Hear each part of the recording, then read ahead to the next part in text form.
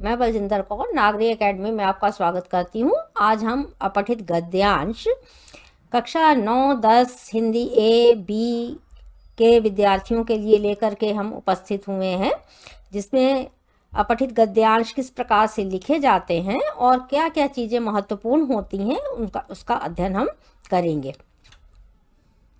अपठित गद्यांश का मूल अर्थ देखिए होता है वे गद्यांश जिन्हें आपने पहले नहीं पढ़ा है, अनसीन है, यानी बिना पढ़े बिना देखे, और उस गद्यांश को पढ़कर समझकर आपको परीक्षा में जो प्रश्न पूछे जा रहे हैं उनके बारे में लिखना है। इसीलिए पूरा स्पष्ट किया जा रहा है। यह गद्यांश किसी भी पुस्तक या विषय पर आधारित हो सकते हैं।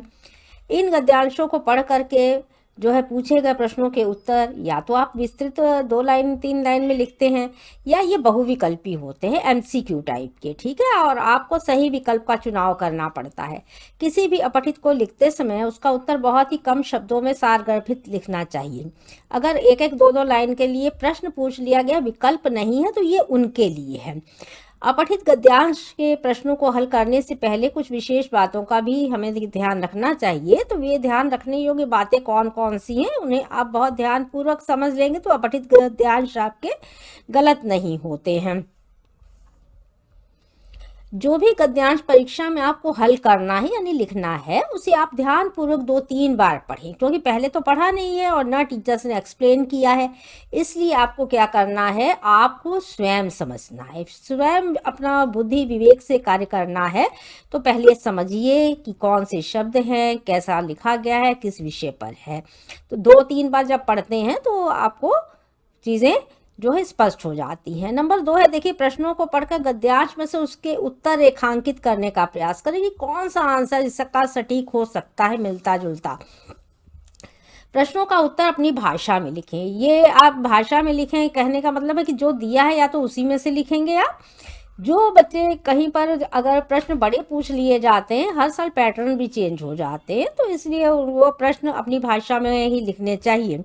गद्यांश का शीर्षक उससे संबंधित विषय पर ही लिखे। आप टटोलेंगे, देखेंगे उसमें कि शीर्षक क्या है, समझ नहीं आ रहा तो केंद्र बिंदु क्या है उसका, विषय किस पर आधारित है लिखा गया है, तो केंद्र बिंदु पर आधारित आपका जो है शीर्षक भी होना चाहिए।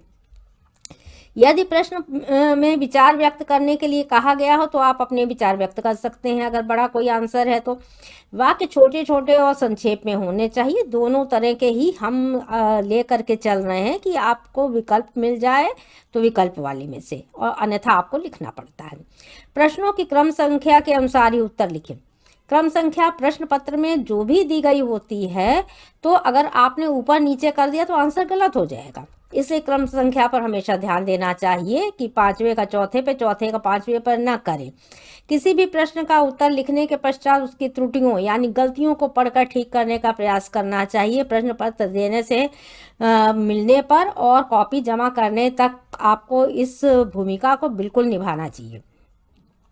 कि कोई गलती आपकी हो तो उसे आप काट करके लिख सकते हैं, तो उसे क्रमबद्धता पूर्वक देखिए कि क्या छूट रहा है, क्या त्रुटि है, कहाँ पर हमें आंसर सही है, कहाँ गलत है, कहाँ हम ठीक कर सकते हैं। तो एक एक नंबर की वैल्यू होती है।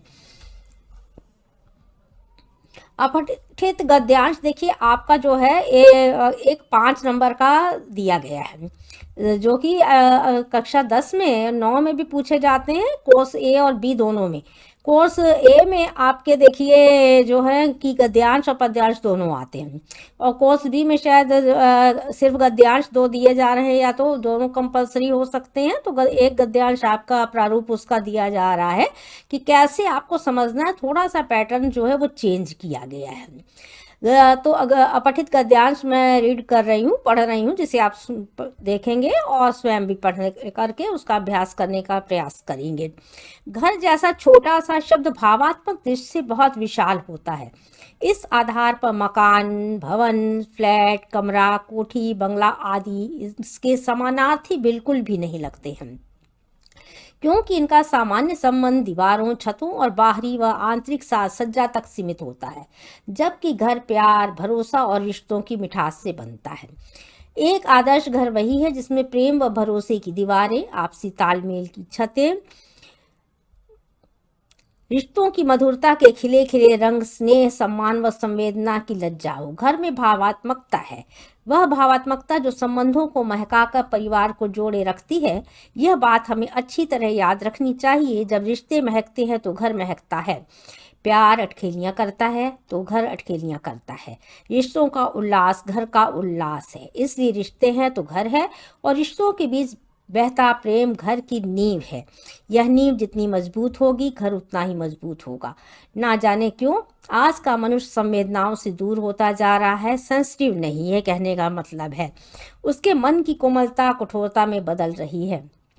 दिन रात कार्य में व्यस्त रहने और धन उपार्जन की अति तीव्र लालसा से उसके अंदर मशीनियत बढ़ रही है, मशीनों की तरह काम कर रहा है। तो इस तरह से आपको पढ़ना है, समझना है। इसलिए उसके लिए घर के मायने बदल रहे हैं, उसकी अहमियत बदल रही है। इसी कारण आज परिवार में आपसी कलह, द्वंद्व आदि बढ़ रहे हैं, यानी लड़ाई झगड़े।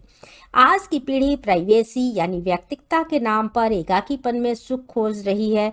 उसकी सोच मेरा कमरा मेरी दुनिया तक सिमट गई है। एक छत के नीचे रहते हुए भी हम एकाकीपन वाली बात कर रहे हैं। काश सब घर की अहमियत समझें और अपना अहम हटाकर घर को घर बनाए रखने का प्रयास करें। तो एक पैराग्राफ इस प्रकार दिया गया है, उसके प्रश्न का अभ्यास भी आगे दिया जा रहा है, आप देखेंगे। प्रश्न नंबर देखिए, इसमें से एक नंबर जो बना है वो कहा गया है कि भावात्मक दृष्टि से घर जैसे छोटे से शब्द की विशालता में निहित है। कथन पढ़कर सही विकल्प का चयन कीजिए। कथन यानी जो कहा गया है। तो एक नंबर प्रेम विश्वास नातों का माधुर्य व संवेदनाएं। नंबर 2 आकर्षक बनावट सुंदर लोग वैभव संपन्नता सुंदर रंग संयोजन आंतरिक सजावट एवं हरियाली। और नंबर 4 स्नेह सम्मान सरसता संवेदनाएं संपन्नता व साज सज्जा विकल्प। और देखिए अब जो पैटर्न दे दिया गया उसमें सीधे सीधे ये ना दे करके उसमें थोड़ा सा आपको उलझा दिया गया कि कथन 1 सही है। नंबर 2 में उसने दे दिया फिर कि कथन 1 व 2 सही है, कथन 2 व 3 सही और कथन 3 व 4 सही। आपको ने जब पैराग्राफ पढ़ा और उसमें का जो सटीक उत्तर निकला वो क्या है, सबसे पहले उस पर विचार हमें करना कि अगर कथन सही 1 है तो हमें सही 1 पर निशान लगा करके बताना होगा, उसमें 2 वाला सही, 3 वाला, 4 वाला। तो इसमें आपने पहला कथन जो था अगर वो चीज़ें इसमें सही हैं तो उसको बताने का प्रयास करना है कि कौन सा कथन सही है। तो विकल्प में से आपको क ख ग में से एक, तो उत्तर कथन पहला वाला इसमें सही है, प्रेम विश्वास नातों का माधुर्य और संवेदनाएं। इसलिए उत्तर 1 वाला हम सही उसे ठहराएंगे, लिखेंगे। दूसरा है सामान्य रूप में मकान भवन फ्लैट कमरा कोठी आदि शब्दों का संबंध किससे होता है? हृदय की भावनाओं से, वैभव समृद्धि से, स्थानीय सुविधाओं से, बनावट व सजावट से। अब देखिए यहाँ पर उस तरह का विकल्प नहीं दिया है, इसमें से अब आपको देना है बनावट व सजावट से। और नंबर 3 है आज की पीढ़ी को सुख किसमें दिखाई दे रहा है? निजी जीवन व एकांतिकता, पारिवारिक भावात्मक संबंधों में, बिना मेहनत सब कुछ मिल जाने से, धन कमाने के लिए जी तोड़ मेहनत करने में। तो पूरा विवरण आपने पढ़ा कि निजी जीवन व एकांतिकता व्यक्ति चाह रहा है। आज के ज़माने में एकाकीपन वाली बात हो रही, इसलिए उसका उत्तर ये होना चाहिए। नंबर 4 है कि गद्यांश में प्रेम को घर का क्या बताया गया है? आभूषण, आधार, भरोसा, उल्लास। तो इसमें से आपको आधार लिखना है। कथन 5 देखिए सबसे ज़्यादा डिफिकल्ट है। इस तरह के प्रश्न जो है आपके कंपटीशन में अक्सर पूछे जाते हैं, तो बहुत बदलाव आए हैं, इसीलिए इसको आप बहुत ध्यानपूर्वक समझेंगे कि कथन ए और कारण आर को पढ़कर उपयुक्त विकल्प चुनिए। कथन ए यानी ए नंबर वाला, आदमी के अंदर संवेदनाओं की जगह मशीनियत बढ़ती जा रही है। और कथन आर, व्यस्तता और अर्थोपार्जन की अति महत्वाकांक्षा ने उसे यहाँ तक पहुँचा दिया है। और फिर देखिए उसमें आपको इसीलिए कन्फ्यूज़न नीचे की तरफ कर दिया गया कि 4 विकल्प फिर दे दिए गए कि कथन ए गलत है किंतु कारण आर सही है। कथन ए और कारण आर दोनों ही गलत हैं। कि आपको सिमिलर ये देखना है कि कहाँ कहाँ कौन सी चीज़ें गलत है कौन सी सही है। पहले आप इसको ध्यान में रखेंगे कि कथन कौन सा सही कौन सा गलत है, कहाँ की व्याख्या हो रही है। कथन ए सही और कारण आर कथन ए की सही व्याख्या है। फिर है कथन ए सही है किंतु कारण आर कथन ए की सही व्याख्या नहीं है। तो अब इसका विकल्प आपको खोजना है कि विकल्प इसमें से हमारा कौन सा क ख ग घ में से कौन सा विकल्प सही है। तो इतने विकल्पों में से आपको देखना ही कथन ए सही है और कारण आर कथन ए की सही व्याख्या जब कर रहा है तो उस वाले का उत्तर हमें लिखना है। तो इसलिए आप पहले उनको मिला लेंगे, उसके पश्चात ही आप प्रश्न पत्र को ध्यान में रखते हुए और पैराग्राफ को देखते हुए, वर्णन को देखते हुए तब उत्तर को निकाल करके आप लिखेंगे। नहीं तो एक एक नंबर के जो प्रश्न हैं वो बहुतायत गलत हो जाते हैं छात्रों के। विशेष ध्यान देने की आवश्यकता है। चैनल को सब्सक्राइब करें, वीडियो को लाइक करें तथा शेयर करें। धन्यवाद।